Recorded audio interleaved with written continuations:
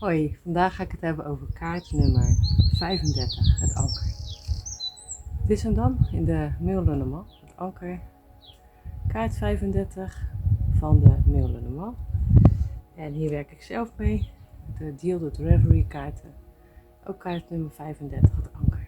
Zelf heb ik wat meer met deze afbeelding, zeg maar, hoe het getekend is en duidelijkheid, dat soort dingen. Andere kleuren, weet je wel, dus ik ben eerst begonnen met deze. En wie weet werk je daar ook mee. En nu ben ik verder gegaan met de Deal the Reverie Expanded Edition. Ik wil zeggen wat er op de Mail-Le-Normand te zien is, waar ik dus mee begonnen ben. Op de kaart van de anker is een anker te zien op de voorgrond met daarachter een boot aan het water. Een klein bootje en die staat zo aan het water. Verder is er niks te zien. Zie je? Er staat schoppen 9. Het is een zwarte kaart zoals je ziet. Het is een positieve kaart. Wat betekent dat? Nou ja, positieve kaart is dat als de kaart zeg maar wat negatieve kaarten eromheen liggen, in feite behoudt hij zijn positie. Het kan zijn dat hij een klein beetje, maar het zal echt heel weinig zijn. En in feite, omdat hij gewoon heel krachtig is als positieve kaart, zal hij zijn positie behouden. Als je een zeer positieve kaart hebt, dan staat hij sowieso op zich. Heb je een positieve kaart, dan staat hij ook op zich. Maar hij laat zich misschien heel een beetje beïnvloeden door als het negatieve kaarten zijn, eromheen, door de zwarte kaarten. Heeft hij gematigd positief, dan laat hij zich wel meer beïnvloeden door zeg maar de kaarten die eromheen liggen. Gematigd negatief, dan sowieso helemaal. Maar dan is het ook eigenlijk meer altijd een leerdoelkaart op zich. Nou, ik ga beginnen met het anker, kaart 35. We zijn er bijna doorheen door de 36 kaarten. De mensen die zeg maar de Expanded Le-Normand leggen, die hebben kaart 37 tot en met 44 ook tot hun beschikking. En daar ga ik ook apart voor elke kaart een filmpje van maken. Ik denk dat jullie daar ook wel dat fijn vinden. Er is natuurlijk heel weinig over bekend, omdat Deal the Reverie dit natuurlijk eigenlijk een beetje zelf heeft verzonnen. Of zich heeft laten beïnvloeden door anderen. En hij heeft ook wel heel veel ervaring met kaartleggen. Maar goed, hij dacht van ja, 36 is net niet genoeg voor mij. Ik merk dat ik kaarten mis. Dus hij heeft er 8 kaarten bij gedaan. Waarvan hij dacht van, daar kan ik wat mee. Daar kan ik echt iets mee. Dus er zijn allicht nog meer kaartspellen waar degene zelf, die heel veel kaart Le Normand heeft gelegd, denkt van, hé, ik mis een kaart, weet je wel. En die komen dan ook op de markt. Dat is op zich hartstikke leuk. Lijkt mij ook hartstikke leuk, maar ik vind dat is gewoon heel leuk als je echt 20 jaar ervaring hebt en je denkt van nou ik mis echt een bepaalde kaart. Ik heb op het moment met die Expanded Le Normand dat ik geen kaarten mis. Nou, wie weet komt dat ook wel in de toekomst. Dat ik ook denk, hé, ik ga ook zo'n spel maken of verzinnen of wat dan ook. Dat is nog niet aan de orde. Het anker. Het anker. Nou, goed. Een korte beschrijving. Nou, het anker, dat mensen altijd zeggen, is vastigheid. Bam, vastigheid, vertrouwen, dat is echt het allerbelangrijkste. Echt dat je standvastig bent, dat je, nou ja, daar staat hij voor. Er zijn, weet je wel. Gewoon, je kan op me bouwen. Ik ben een rots in de branding.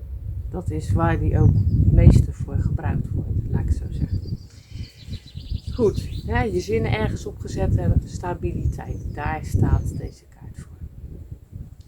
Ja, mocht de kaart andersom liggen, dat is natuurlijk weer een ander dingetje. Dan staat het natuurlijk juist voor geen vastigheid, geen stabiliteit. En dat je eigenlijk ook helemaal niet weet wat je wil en hoe je dingen voor elkaar kan krijgen. Dat is natuurlijk het logische gevolg. Dus mocht je met de kaarten andersom werken en hij ligt andersom, hè, dan kan je er wel van uitgaan. En dan kan je natuurlijk ook nog naast kijken waar die onstabiliteit vandaan komt. Onstabiel zijn. Goed, wat ik ook zelf gehad heb, was in een vraag. Hè? Dan komt er een klant en dan ga je kaarten schudden. En dan een vraag van, wordt het wat tussen Pietje en mij? Ik zeg maar even Pietje de zaakjes. En dan vloog ineens de kaart van de anker eruit. En ik denk, wat is dat dan? Maar ik kreeg wel meteen door van mijn gidsen van, ja, maar dat kan betekenen, of dat betekent, dat diegene, Pietje zeg maar, dat hij nog een relatie heeft al. Dat hij in een relatie zit al. Dat hij getrouwd is, vastigheid, dat soort dingen. Kijk even voor jou of jij dat ook wel eens hebt. Dat ineens een kaart uitvliegt. En bij een relatie vragen. En misschien ook zo'n vraag van, komen jullie dingen bij elkaar? Weet je wel, echt bij elkaar. Gaan we echt een relatie krijgen? Deze valt eruit. Kijk dan echt even van, dat zou wel eens goed kunnen betekenen van hoe en wat. Ik heb trouwens nog even even een heel klein tip. Ja, op zich, voor mij, ik vond het een hele mooie tip. Dus van een collega gekregen, Therese. En die zei tegen mij, als je de kaarten schudt en het gaat bijvoorbeeld heel langzaam, dan is meestal de vraag van komt hij bij me terug? En hij gaat allemaal heel stroperig, heel langzaam. Weet je, dan weet je eigenlijk al van, dan zit je in die energie van die ander. En dan weet je eigenlijk al van, het kan best zo zijn dat het helemaal niet gaat gebeuren. Of laat je kaarten uit je handen vallen. Denk dan niet van, ik kan geen, als je normaal wel goed kan schudden, van wat heb ik ineens vandaag? Nee, dan is het vaak een chaos met de relatie of de vraag met de relatie die wordt gesteld. Ik vond het een hele leuke tip. Ik had er nooit rekening mee gehouden. Ik dacht altijd van een sufheid van mezelf lag. Dat ik niet goed wakker was of wat dan ook. Dat die kaarten of heel... Ik wist wel als ik in een hele goede energie zit met de ander. Dus als het zeg maar op de chat dat je echt heel goed in de energie zit. Bij de ander, als ik kaarten ga schudden, gaat het altijd heel langzaam. Ik denk dat ik in een bepaalde flow zit en dan weet ik al, ik zit heel goed met verbonden met de energie met diegene. En dan vaak hebben we ook die klik, weet je wel. Ik denk, wordt weer allemaal wat langzamer op de een of andere manier. Kijk even of dat voor jezelf geldt. Hoe schud jij de kaarten? Ik bedoel, valt er wel eens een kaart uit? Wordt het allemaal wat rommelig? Weet je wel? Wat gebeurt er? Vallen er wel eens een paar kaarten uit? Ik hoor het graag hieronder. Want ik vind het wel leuk om te weten, weet je wel. Dan kunnen we van elkaar ook wel weer leren. Goed, goede tip van Therese. En dan ga ik nog even verder. Goed, de anker in je dagelijks leven. De anker in je dagelijks leven. Komt hier nog een keertje. Succes, zekerheid, veiligheid, je goed voelen, stabiliteit. Het kan op het gebied van relatie zijn, maar het kan ook op het gebied van werk zijn, financiën. Dat is natuurlijk wel van, zeg maar even wat het thema is. Maar goed, stabiliteit weet je wel in je leven. Hoe mooi is dat? Veiligheid, dat is ook een hele mooie waar die voor staat, voor veiligheid. Goed, evenwicht, betrouwbare relatie, zei ik al. Ligt de kaart juist andersom, daar gaan we weer. De kaart ligt juist andersom. Dan is het meer van hoe kun je succes en zekerheid in je leven aantrekken. Want dat mis je dan op het moment. En hoe kan je dat aantrekken? Nou ja, sowieso door jezelf eerst af te vragen, wat wil ik van het leven? Wat wil ik precies? Heb ik daar wel eens over nagedacht?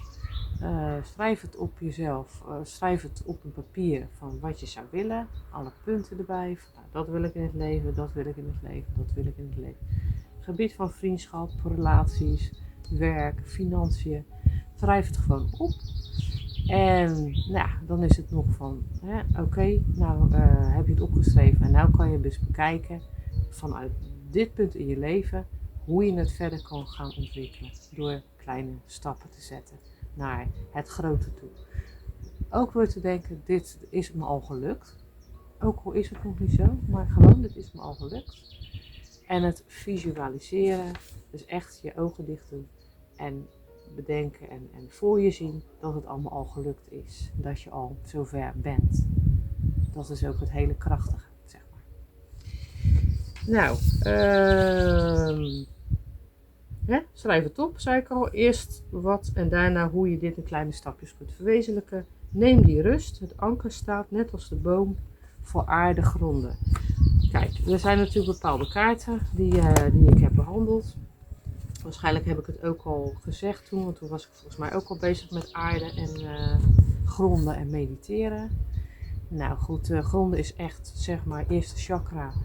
Je bent een boom, net als dit. Je bent een boom. En alle takken gaan ook via je handen en je voeten en je stuitje gaan allemaal de aarde in. En van daar kan alle energie die niet meer bij je hoort, kan daarin verdwijnen.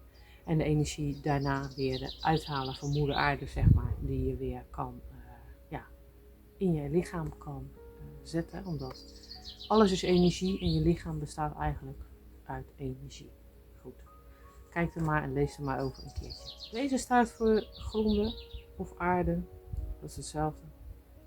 Of mediteren mag ook, maar dan zit je meestal wel in je hoofd, dus daar zou het kindje ook wel voor kunnen staan. Maar deze gebruik ik zelf altijd even bij kaart nummer 5, de boom, waar die voor staat. Want daar heb ik natuurlijk al lang, een paar jaar geleden al, een filmpje over opgenomen. Wilde ik ook wel even zeggen dat je deze kaart in ieder geval wel kan gebruiken voor dit soort dingen natuurlijk.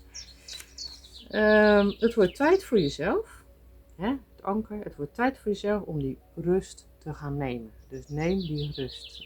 Het is me-time, even zeker in deze tijd. Het is me-time, het is even tijd voor bezinning, van dingen opruimen in je hoofd. Ballast opruimen, maar ook echt letterlijk dingen opruimen. En dingen schoonmaken. En goed, you name it. Dat is ook een soort bevrijding wat je dat nu kan doen. Zodat je ook weer na kan denken en tot bezinning komen, wat ik al zeg. En daarna weer gewoon het leven oppakken natuurlijk. Het gaat ook weer komen. Nou, waar was ik gebleven? Het gaat erom me-time, dus energie opladen voor jezelf. Om weer lekker in die mooie energie te komen. Wat jij heel erg fijn vindt. En waar jij weer vanuit daar weer wat kan gaan doen. Rust en energie opladen. Zodat je daarna weer volop kunt gaan doen wat nodig is. En er ook echt te zijn voor jezelf en voor anderen. Want dat is vaak zo. Mensen denken van, ja, maar als ik voor mezelf tijd vrij maak, ben ik egocentrisch of egoïstisch. En wat dan? Die anderen hebben nodig. Maar hoe kan je anderen helpen als jij zelf die rust niet vindt? Nee, dat is een goede doordenkertje. Eerst ga je zelf in balans komen, zelf die rust vinden. En vanuit de balans en die rust hebben gevonden, kan je anderen weer wat geven. Ja, zo werkt het gewoon. Eerst jezelf iets geven om juist mooi die balans te vinden. En daarna weer doorgeven aan anderen. En zo werkt dat vaak en het beste. Nou ja, zit je vast met iets, hè? De kaart, als die andersom ligt, is er iets vast? Ik bedoel, kom je niet vooruit? Dat is het eigenlijk. Loop je op iets vast? Vind je het moeilijk om iets los te laten? Daar kan die ook voor staan, hè? Dingen niet kunnen loslaten als het andersom ligt natuurlijk. Weet je dat als er een deur dicht gaat, er ook weer een deur zal open gaan. Dus er gaat een deur dicht, vaak. En dan denk je, oh, wat moet ik nu? Maar heel vaak gaat er dan ook weer vanzelf weer een deur open, die vaak ook gewoon beter is voor je. Het is tijd om anders te denken en een nieuwe start te maken. Dus ik hou even de kaart in mijn hand, want het waait. Dus ik moet even alles, je denkt lekker weer is het ook, maar het waait gewoon een beetje. Dus dan waait alles weg. Goed, het is tijd om iets anders te denken en een nieuwe start te maken. Daar was ik gebleven. Tip. We gaan verder met de tipkaartjes. Ik doe even zo, misschien werkt dat wel. Verlang jij ook naar vastigheid? Dan komt het weer, hè? Het woordje vastigheid, stabiliteit. Verlang jij daar ook naar? Het trouw zijn, maar ook trouw zijn aan jezelf. Dat is het. Trouw zijn aan jezelf. Dat is natuurlijk, dat zei ik net al, is het allerbelangrijkste. En van daaruit kan je weer liefde geven aan anderen. Zo werkt het gewoon. Wat zijn jouw verlangens? Waarvan krijg jij houvast? Waar krijg jij houvast van en in?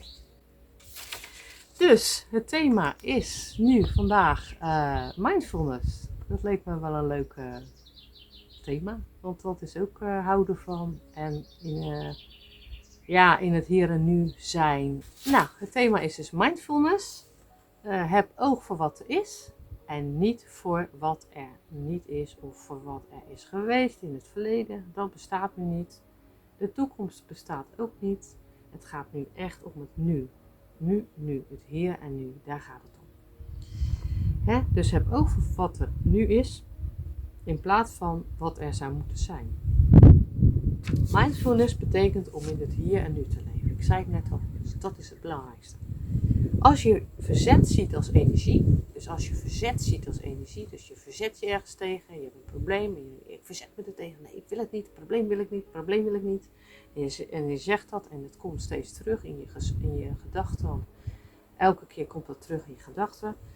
Nou, dus als je verzet ziet als energie en je verzet je iedere keer tegen een probleem, wat ik al zei, dus ik heb een probleem, ik heb een probleem, ik heb een probleem, dan steek je daar dus energie in, want daar denk je steeds aan, dus die energie, dus daar steek je heel veel energie in, daar gaat alle energie naartoe natuurlijk. Nou, en waar je energie in steekt, dat groeit.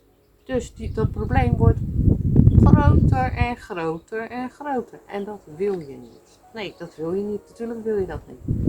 Maar het universum denkt, ja, jij zegt ik heb een probleem. Dus die onthoudt alleen het woordje probleem. Denkt, nou, je hebt een probleem. Nou, ja, oké, we gaan doen wat jij wil. Het probleem, dus dat wordt groter en groter. Nee, dat is, weet je wel, alleen denken aan hoe je het kan oplossen. En niet zien als obstakel, maar juist denken aan, dit komt niet voor niks op mijn pad. Wat ik niet fijn vind, het probleem, om het zo maar te zeggen. Wat ik niet fijn vind, dat ga ik oplossen, want het resoneert niet met me. Natuurlijk is dat ook gewoon zo. Het resoneert niet meer met je. Daarom is het een probleem geworden. Dat kan je juist zien als, dat is mooi. Want dan kan ik weer verder met mijn leven. Dan kan ik weer iets anders gaan doen. Dus je gaat kijken wat je wel fijn vindt van nu. Wat wel fijn is in je leven. Wat je nog wil veranderen. Je schrijft het op. En je gaat ermee aan de slag in kleine stapjes. En zeker ook om het aan anderen te vragen. Maar gooi het ook maar in het universum van, nou dat en dat en dat zou ik nog graag willen. Ik ben daar tevreden over, maar dat en dat en dat zou ik nog graag wel willen hebben. In die zin dat alles wat je hebt opgebouwd op dit moment, op dit moment zelf, is ontstaan uit liefde, maar ook uit angst. Dus alle liefde en angst van jou is nu zoals het leven er nu uitziet bij jou. Alleen je kan dat gewoon veranderen. Want de mensen zeggen wel van, trekken ze kijken, hoe bijvoorbeeld komt de klant die zegt, hoe gaat mijn toekomst eruit zien? Hallo, mis ik iets? Dat bepaal jij zelf. Het is niet zo van, daarom zijn die toekomstvragen ook altijd zo dat ik denk, dit bepaal jij zelf. Je kan natuurlijk wel kijken wat een beetje in de nabije toekomst gaat gebeuren of zo. Maar ja, je hebt het ook vaak zelf in de hand, laat ik het zo zeggen. Goed, een probleem komt bijna nooit op dit moment voor. Meestal maken we ons druk om wat in het verleden is gebeurd, wat ik al zei, of wat er in de toekomst kan gaan gebeuren. Nou, hebben we mindfulness. Dus ik had het over Eckhart Tolle. Nou, die heeft het dus echt, die heeft het al heel vaak over mindfulness. Ik heb een boek van hem. En nou, richt je op het positieve. Voor je omgeving de aandacht hebben voor je gevoelens. Dus ja, ik heb een oefening hier staan en dan wil ik bijvoorbeeld tegen jou, heb ik voor je opgeschreven, zodat jij daar ook iets mee kan, als je wil. Zoek een rustige ruimte. Zet mindfulness of meditatiemuziek op. Start met 5 minuten en bouw dat langzaam op. Dus start met 5 minuten. Dus de eerste oefening is 5 minuten. Doe je elke dag 5 minuten. Na een week doe je 10 minuten. En na 3 weken doe je een kwartier. Ga zitten op een kussen. Luister aandachtig naar de muziek. Maak je gedachten leeg. Dus maak je gedachten leeg. Ontspan. Dat is belangrijk. Nou ja, wat ik al zei, doe dit in de eerste week 5 minuten. In de tweede week 10 minuten. En bouw dit op in de derde week naar een kwartier, 15 minuten. Sluit je ogen. Adem diep in door je neus. 2 tellen lang. Adem diep in door je neus. 2 lange tellen. En dan adem langzaam uit. 4 tellen. Dus eerst 2 tellen. En dan langzaam uit door je mond. Dus door je neus inademen. 2 tellen lang. En 4 tellen langzaam uitademen door je mond. Dat doe je 5 minuten lang. Relax. Dat is het belangrijkste. En dan bouw je zo op. Op YouTube staan vele mindfulness oefeningen. Dus dan kun je ook kijken die je kunt afspelen. Dus de persoonlijkheidskenmerken van het anker. Ze hebben vaak anderen nodig die alles voor hen opknapt. Dat heb ik overgenomen. Je maar even kijken of het echt zo werkt. Of het echt zo is voor je. Nou ja, ze blijven trouw, dat wel. Maar ze kunnen ook wel koppig zijn. Dus het zijn trouwe mensen, maar ook echt wel koppige mensen. Dat moet ik ook wel zeggen. Even aan hun eigen ideeën vasthouden, dat is ook wel een ding. En veranderen daardoor niet. Ze laten dingen niet los. Het is net een pitbull, weet je. Ze laten dingen niet los. Ze zijn eigenwijs en gesloten. Dus dat is wel een dingetje. Nou, daar hebben we een persoonskaart. Geen persoonskaart. Nee. Helemaal niet. Goed, dat vind ik heel erg leuk van het anker. Om dit te beantwoorden, zeg maar. Wat voor werk past hier bij je? Nou, werken in de scheepsbouw, zeg het eigenlijk al. Of werken op een schip. Dat is natuurlijk ook hartstikke logisch met deze kaart. Dus als stuurman. Of bij een reddingsdienst, dat kan ook. Dit kan ook op het strand zijn als strandwacht. In feite, ja. Badmeester of badjuffrouw. Want dit heeft ook met water te maken. Nou ja, dan heb ik eigenlijk nog opgeschreven waar structuur bij nodig is en stabiliteit. Dat is ook wel belangrijk. Dit kan gaan om een grote organisatie of een familiebedrijf. Dus daar kan die ook voor staan dat als deze getrokken wordt dat je gaat werken bij een familiebedrijf.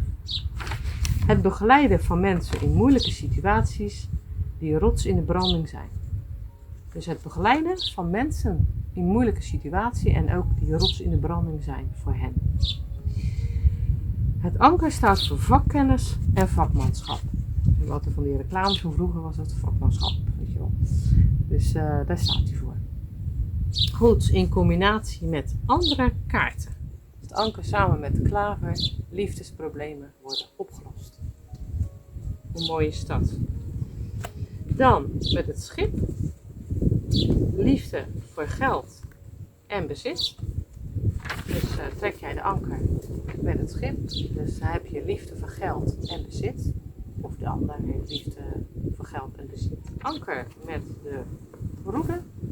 Dan staat hij voor sterk seksueel getint. Of een grote liefde. Of voor beide. Kan ook een combinatie zijn. Hè? Dus sterk seksueel getint. Grote liefde. Kan ook. Kan allemaal. Deze staat dus ook wel voor seks. Hè? Of voor dingen wat met seks te maken heeft. En dominantie, dat soort dingen, rollenspel, dat soort SM, dat soort dingen. Maar hij kan daardoor ook staan. Ja, denk maar aan de film 50 Shades of Grey, dus dat kan hier wel voor staan. Nou, en dan hebben we als laatste de anker met het hart. Staat voor verliefd zijn, verliefd blijven. Ook een grote liefde kan het te maken hebben, zelfs voor je zielsliefde kan het mee te maken hebben. En de liefde raakt niet onverminderd. Dus de liefde die blijft doorgaan. Hoe mooi is dat? Nou, was die dan weer het anker. En goed. Kaart 35, de ene laatste voor de gewone Le Normand. De ene laatste. Denk je, ja, ik heb er nog een vraag over. Dat is waar. Ik wil nog tot weten. Het gaat niet over readings, maar wel over een andere vraag die echt met te maken heeft. Stel hem hieronder. En dan hoor ik hem heel erg graag van je. Volgende keer ga ik het met je hebben over kaart 36. De laatste kaart van de gewone Le Normand. Het kruis. Of de mail Le Normand. Het kruis. Ja, dat is een gematigd negatieve kaart. Je ziet het, gematigd negatieve kaart. Maar het is best wel een kaart die voor hele verschillende dingen kan staan. En dan heb ik het echt over hele verschillende dingen.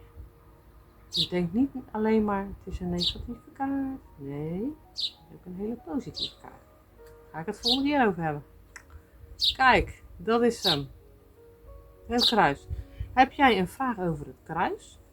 Dan hoor ik hem graag. Ik wil heel graag deze beantwoorden in een filmpje. Het lijkt me super leuk. Dus heb jij daar een vraag over dat je dacht van...